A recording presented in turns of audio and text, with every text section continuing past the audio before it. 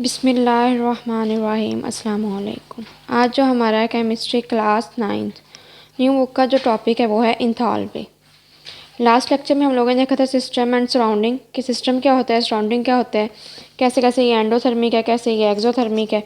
फिर हमने देखा था कि बॉइलिंग वाटर क्या होता है, एंडोथर्मिक होता है, एक्सोथर्मिक। ये आपको पता है कि एंडोथर्मिक होता है, हीट लेता है, फिर वाटर जाके बॉयल होता है। इसी तरह फिर हमने इंटरेस्टिंग इन्फॉर्मेशन देखी थी, इसमें इंथाल्पी और हीट का देखा था।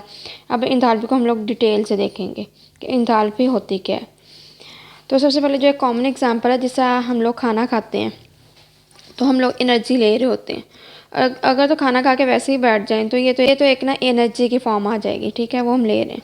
लेकिन हम उसे खाना खा के हम यूटिलाइज़ भी कर रहे हैं, कुछ वर्क भी कर रहे हैं, तो ये इंथाल्पी आ जाएगी।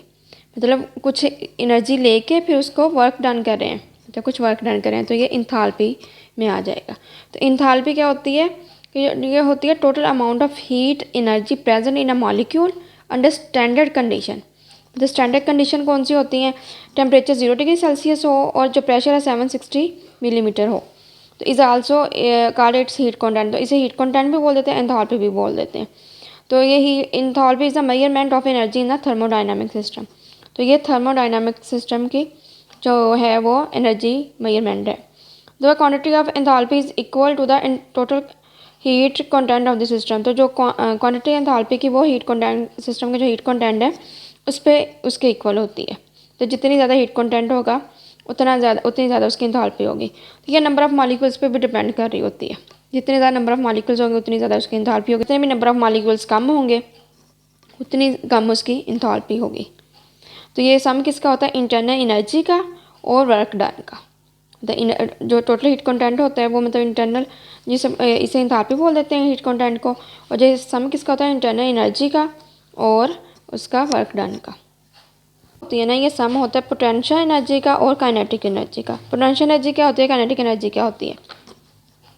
सबसे पहले तो हम लोग देखते हैं काइनेटिक एनर्जी। जिससे ये ले लें, एक बीकर ले लें, इसमें जो गैस के मालिक्यूल्स हैं, ठीक है, इनकी जो है वॉल के साथ जो होता है ना इंट्रैक्शन, वॉल के कंटेनर की वॉल के साथ, तो जो टकराते हैं और इनके दरमियान जो होती है एनर्जी वो कंटेनर की वॉल के साथ जब टकराते हैं तो जो एनर्जी होती है इनमें वो होती है काइनेटिक एनर्जी। कौन सी होती है एनर्जी? Kinetic energy. मतलब इनका आपस में कोई इंट्रैक्शन नहीं होता मॉलिक्यूल्स का, ये इनका वॉल्स में होता है, मतलब हर की रैंडम मोशन होती है इनकी, तो इसको बोलते हैं काइनेटिक एनर्जी।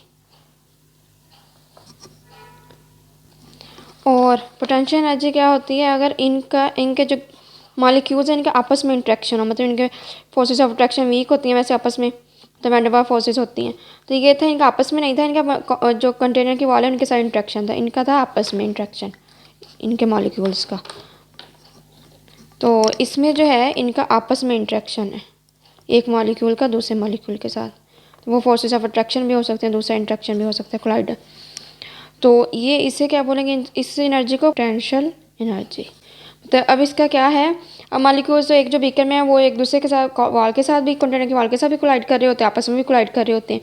तो इन दोनों का सम क्या होगा? Internal energy. तो इसे यू को क्या बोलेंगे? इंटरनल एनर्जी बोलेंगे।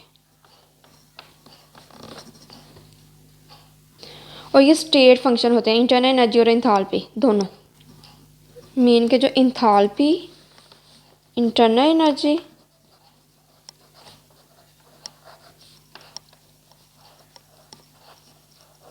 और एंथैल्पी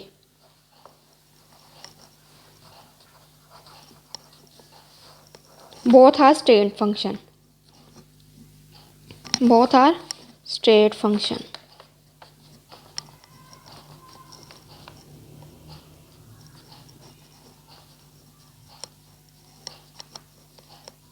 अब स्टेट फंक्शन होता क्या है? ये एक मैक्रोस्कोपिक प्रॉपर्टी है, मतलब ये हम इसे कैलकुलेट नहीं कर सकते, लेकिन इसमें जो चेंज होता है ना, मतलब इनिशियल और फाइनल स्टेट्स के दरमियान की वैल्यूज़ के दरमियान उनकी जो मेजरमेंट होती है वो कर सकते हैं। मतलब इसे हम मतलब एग्जैक्ट मेजर नहीं कर सकते। इनकी जो इनिशियल फाइनल स्टेट होती है, फाइनल स्टेट में से इनिशियल जो है माइनस करें तो वो हमें इनकी वैल्यूज़ आ जाती हैं। तो ये एक मैक्रोस्कोपिक प्रॉपर्टी है, मतलब ओनली चेंज कैलकुलेट कर सकते हैं इस फंक्शन में। और ये किसी पाथ पे डिपेंड नहीं करता, मतलब इसमें हम ये नहीं देखते कौन सा पाथ है, बस हमने इसमें इनिशियल फाइनल्स वैल्यू देखनी है। The only initial and final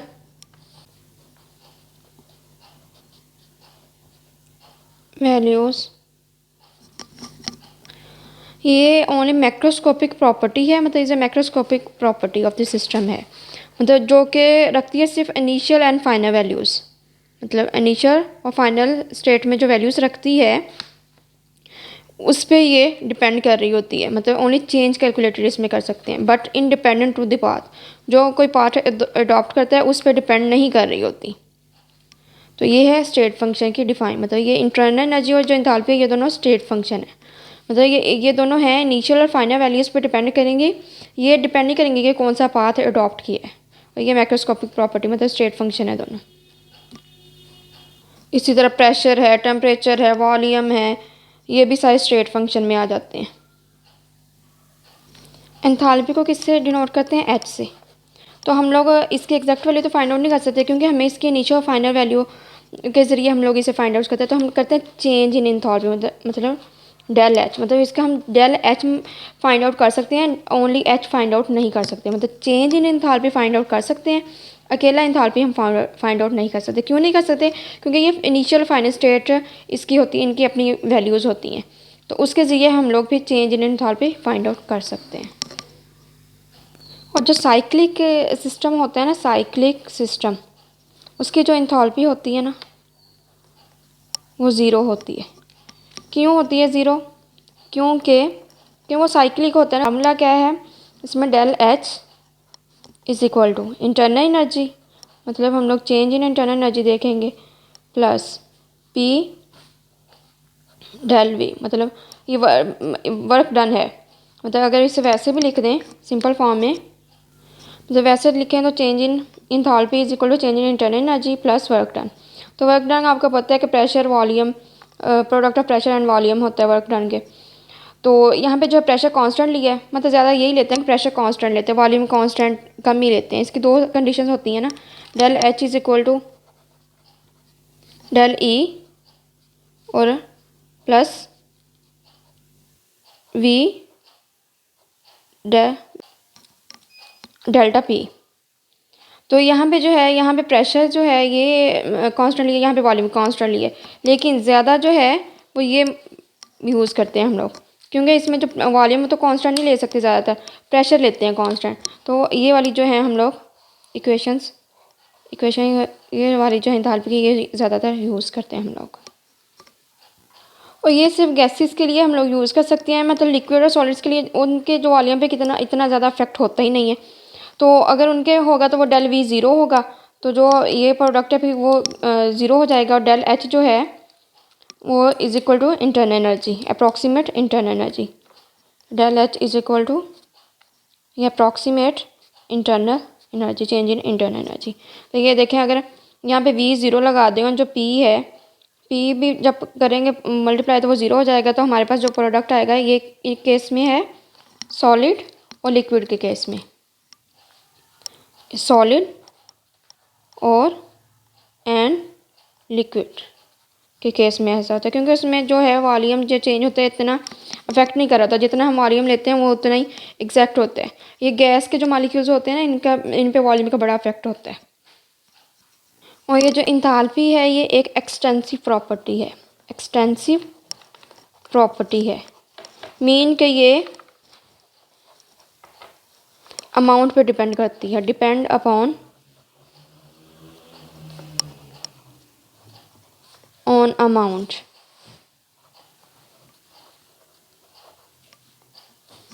amount पे डिपेंड करती है, जितनी ज़्यादा अमाउंट होगी उतनी ज़्यादा उसकी एंथैल्पी होगी, तो दोनों डायरेक्ट प्रोपोर्शनल है। अमाउंट जितनी ज़्यादा होगी उतनी ज़्यादा उसकी डेल एच होगी, तो एंथैल्पी उतनी ज़्यादा होगी। अमाउंट होती क्या है? नंबर ऑफ़ मॉलिक्यूल्स, जितने ज़्यादा होंगे नंबर ऑफ़ मॉलिक्यूल्स, जितने ज़्यादा होंगे उतनी ज़्यादा अमाउंट होगी, तो उतनी ज़्यादा उसकी एंथैल्पी होगी। जितने अगर ये कम हुए उतनी अमाउंट भी कम हो जाएगी, और जो चेंज इन एंथैल्पी है वो भी कम होगी। तो ये क्या है, दोबारा रिपीट कर देती हूँ, ये जो है साइक्लिक सिस्टम की जो है वो ज़ीरो होती है। इसे डिनोट किससे करते हैं, डेल एच से करते हैं। इसका ये जो फार्मूला है del H is equal to del E plus W, मतलब वर्क डन की होता है, मतलब इंटरनल एनर्जी हो साथ उसके कोई वर्क भी किया हो, तो इसे क्या बोलते हैं, इंथॉल्पी, चेंज इन इंथॉल्पी। तो इसमें जो है इसकी दो कंडीशन होती हैं, या कांस्टेंट प्रेशर ले लें या कांस्टेंट वॉल्यूम ले लें। ये कांस्टेंट प्रेशर पे है तो ये कांस्टेंट वॉल्यूम पे है, तो कांस्टेंट वॉल्यूम ज़्यादा नहीं होता, ज़्यादा कांस्टेंट प्रेशर ही होता है, तो हम लोग ये भी ज़्यादा इक्वेशन यूज़ करते हैं। और सॉलिड और लिक्विड के केस में ये जो वॉल्यूम चेंज इतना होता नहीं है, तो ज़ीरो होता है, तो हम लोग फिर ये जो है ये वाली वैल्यू ज़ीरो हो जाती है, तो वो जो डेल एच है वो डेल ई के मतलब अप्रॉक्सीमेट हो जाता है, मतलब जो चेंज इन इंथॉल्पी है वो चेंज इन इंटरनल एनर्जी के अप्रॉक्सीमेट हो जाते हैं। और ये क्या है, ये एक एक्सटेंसिव प्रॉपर्टी है, मतलब किस पे, अमाउंट पे डिपेंड कर रही होती है। अमाउंट जितनी ज़्यादा होगी उतनी ज़्यादा इसकी एंथैल्पी होगी, और ये एक स्टेट फंक्शन है, ठीक है। मतलब ये इनिशियल और फाइनल वैल्यूज़ रखती हैं, बट इंडिपेंडेंट, मतलब इंडिपेंडेंट टू द पाथ, मतलब इंडिपेंडेंट है पाथ के। स्टेट फंक्शन भी है, एक्सटेंसिव प्रॉपर्टी भी है, साइक्लिक सिस्टम में ज़ीरो है, ये इसका फार्मूला है, और ये सॉलिड लिक्विड के केस में ये है। एंथैल्पी का यूनिट क्या होता है, किलो जूल पर मोल। और ये एक्सोथर्मी के लिए क्या होती है, नेगेटिव, एक्सो के लिए नेगेटिव, और एंडो के लिए, थर्मिक रिएक्शंस के लिए पॉजिटिव। तो ये एक्सोथर्मिक रिएक्शंस के लिए नेगेटिव होती है, एंडोथर्मिक रिएक्शन के लिए पॉजिटिव होती है। ये टेम्परेचर और प्रेशर दोनों पे डिपेंड कर रही होती है। मैं इसको प्रैक्टिकली आपको बताती हूँ, दिखाती हूँ। ये देखें, ये एक बीकर है, इसमें जो है ये इतनी जो है वो गैस के मॉलिक्यूल्स हैं। अब इनको हम लोगों ने हीट किया, ठीक है। तो ये जो है ये कह लेंगे ये एक पिस्टन है, तो अभी ये हीट किया है, तो ये पिस्टन अभी मूव नहीं किया भैया, मतलब ये टोटल हीट कंटेंट है, मतलब इसके अंदर जो एनर्जी है वो इंटरनल एनर्जी है, मतलब हीट हो रही है, वो गैस के मॉलिक्यूल्स ज़्यादा ज़्यादा मूव कर रहे हैं, तो इंटरनल एनर्जी वो तो जस्ट टेम्परेचर पे डिपेंड कर रही होती है। अभी ये देखेंगे, एक और बीकर लिया, इसके नीचे दो बर्नर रख दिए, ठीक है। अभी ये जो है इसने जब टेम्परेचर हाई किया, तो ये जो इसका बर्नर है, बर्नर से टेम्परेचर हाई किया, तो ये जो इसका पिस्टन है ये यहाँ से मूव करके यहाँ पे आ गया, ठीक है। तो अब इसने साथ पहले तो एक तो हीट भी लिया और साथ अपने पिस्टन को भी मूव करवाया, तो वो नीचे से ऊपर चला गया। तो ये यहाँ भी इसने अब कुछ हीट भी लिया और वर्क डन भी किया, तो ये है इंथॉल्पी, मतलब ये इंथॉल्पी की एग्जांपल है। ये जो है ये जस्ट इंटरनल एनर्जी की है, तो इंटरनल एनर्जी है, मतलब sum of potential energy, kinetic energy की, मतलब एक बीकर में ले, और जब हीट दें वो ज़्यादा होती जाएगी, इंटरनल टेम्परेचर ज़्यादा हो जाएगा, तो इंटरनल एनर्जी ज़्यादा होती जाएगी। अब यहाँ पे ये पिस्टन यहाँ पे ही रहा है, मतलब मूव नहीं किया, लेकिन यहाँ पे इसमें अगर हीट टेम्परेचर ज़्यादा कर दिया है, तो बर्नर दो लगा दिए हैं, तो जो इसका पिस्टन है वो भी मूव करके जो है वो ऊपर चला गया है, तो इसमें वर्क डन भी हुआ है। तो इससे क्या बोलेंगे, इंथॉल्पी, मतलब चेंज इन इंथॉल्पी। पहले यहाँ पे पिस्टन था, फिर यहाँ पे ऊपर ज़्यादा हो गया, मतलब यहाँ पे प्रेशर पहले हाई था, बाई से प्रेशर भी लो हो गया टेम्परेचर हाई करने से। तो ये था चेंज इन इंथॉल्पी, मतलब इंथॉल्पी कैसे हम लोग ऑब्जर्व कर सकते हैं। ये भी बिल्कुल ऐसी है जिस तरह समटाइम हम पानी बॉयल करें, तो मतलब टेम्परेचर ज़्यादा हो जाए, तो वो उसका जो ऊपर ढक्कन होता है या पिस्टन होता है वो ऊपर मूव कर जाता है, जो उसकी झाग होती है उसके सम टाइम वो जो हल्का होता है ना, तो ऊपर मूव कर जाता है, मतलब वो साथ साथ वो अपना टेम्परेचर भी इंक्रीज़ कर रहा है, मतलब टोटल हीट कंटेंट भी इंक्रीज़ कर रहा है, और साथ साथ वो पिस्टन को भी ऊपर अपवर्ड मूव करवा रहा है, तो वो वर्क डन भी कर रहा है, और साथ वो हीट कंटेंट भी जो है वो उसका इंक्रीज़ हो रहा है टेम्परेचर इंक्रीज़ करने से। तो ये क्या है, ये इंथॉल्पी है। अब जो है standard enthalpy, standard enthalpy of reaction क्या होता है, मतलब इसमें जो रिएक्टेंट होते हैं एज स्टैंडर्ड कंडीशन में रिएक्ट करके बनाए क्या प्रोडक्ट स्टैंडर्ड कंडीशंस में, तो इसमें जो हमें इंथॉल्पी है उससे बोलेंगे स्टैंडर्ड इंथॉल्पी चेंज, मतलब स्टैंडर्ड कंडीशन में रिएक्टेंट रिएक्ट करके क्या बनाए प्रोडक्ट स्टैंडर्ड कंडीशंस में, तो इसे क्या बोलेंगे, स्टैंडर्ड एंथैल्पी चेंज। तो इसका क्या वैल्यू है, माइनस, इस जो रिएक्शन है इसमें कितनी चेंज हुई है, चेंज एंथैल्पी -566 किलो जूल। तो अब कर लेते हैं reading enthalpy, the total amount of heat energy present in a molecule under standard condition, मतलब जो total amount of heat energy है वो मॉलिक्यूल के अंदर प्रेजेंट हो, स्टैंडर्ड कंडीशन कौन सी होती हैं, टेम्परेचर 0 डिग्री सेल्सियस हो और प्रेशर 760 मिलीमीटर हो, मतलब मरकरी होता है ये 760 मिलीमीटर मरकरी या 760 torr, is also called its heat content, जिसे क्या बोलते हैं, हीट कंटेंट बोलते हैं। मतलब इस हीट कंटेंट को जो है वो अगर स्टैंडर्ड कंडीशन में जो मॉलिक्यूल में जो हीट एनर्जी होगी तो इसे क्या बोलेंगे, इसे हीट कंटेंट बोलेंगे। तो enthalpy is a measurement of energy in a thermodynamic system. तो ये एनर्जी की मेजरमेंट होती है थर्मोडायनेमिक सिस्टम में, मतलब जिसमें हीट होती है। थर्मो का मतलब वैसे भी टेम्परेचर होता है, मतलब हीट होती है। तो quantity of the enthalpy is equal to the total heat content of the system. जो इंथैल्पी की जो क्वांटिटी होती है वो किसके सिस्टम का टोटल हीट कंटेंट होता है उसके इक्वल होती है। तो जितना उसके अंदर हीट कंटेंट होगा वो उसकी इंथैल्पी होगी।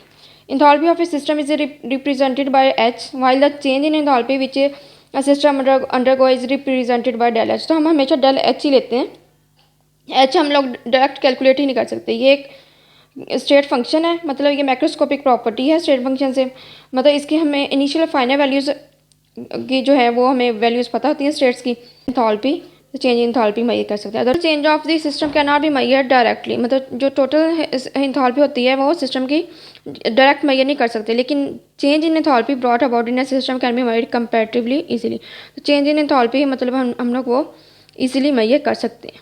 Means in chemistry the standard enthalpy of reaction is enthalpy change. मतलब जो केमिस्ट्री में जो स्टैंडर्ड एंथैल्पी ऑफ रिएक्शन क्या है वो एंथैल्पी चेंज है जब व्हेन रिएक्टेंट्स स्टैंडर्ड स्टेट में रिएक्ट करें तो produce product in a standard state. Standard state में रिएक्ट करके रिएक्टेंट जो है वो स्टैंडर्ड स्टेट में ही प्रोडक्ट बनाए। This quantity is called standard enthalpy change और heat reaction at constant pressure. तो इसे क्या बोलते हैं, स्टैंडर्ड एंथैल्पी चेंज या heat of reaction at constant pressure पे होती है ये, मतलब इसमें कांस्टेंट प्रेशर होता है। The reaction in this system is दस, इसमें एक्सोथर्मी का क्यों नेगेटिव साइन है, नेगेटिव साइन के लिए हम एक्सोथर्मी के लिए नेगेटिव साइन यूज़ करते हैं। Evolving 566 kilo joule of heat energy which is given to the surrounding, जो कि एक सिस्टम से सराउंडिंग की तरफ जा रही है। तो ये एक्सोथर्मी का ये नेगेटिव साइन से डिनोट करते हैं। यहाँ तक था हमारा लेक्चर। अगर किसी का कोई क्वेश्चन है तो कमेंट सेक्शन में पूछ सकते हैं। मिलते हैं एक नए लेक्चर के साथ, एक नए टॉपिक के साथ। तब तक के लिए अल्लाह हाफिज़।